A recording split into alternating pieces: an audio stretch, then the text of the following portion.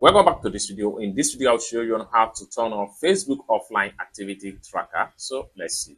But before we dive into the tutorial, if you find this tutorial useful and you are pretty new to this channel, remember click on that subscribe, turn on the notification bell for more useful tutorial like this. So with that being said, let's get started. The very first thing you want to do is to open up your Facebook app. So I'm going to click on here to open my Facebook app. And it's going to open up like so. Next thing you need to do is to simply click on this profile icon from the top side corner. So click on that and it's going to open up like so. Next thing you need to do is to simply scroll down, and then what you need to do right here is to click on settings and privacy. So click on that.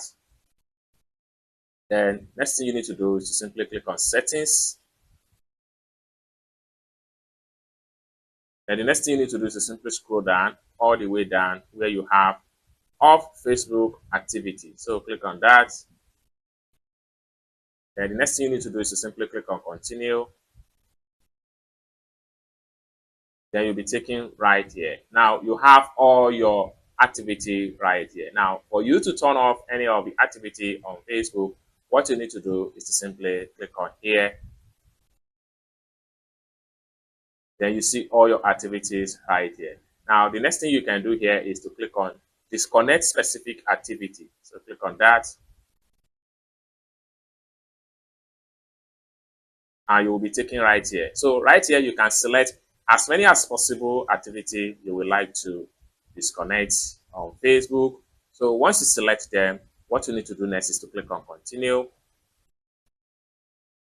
So the next thing you need to do is to simply scroll down right here, click on confirm.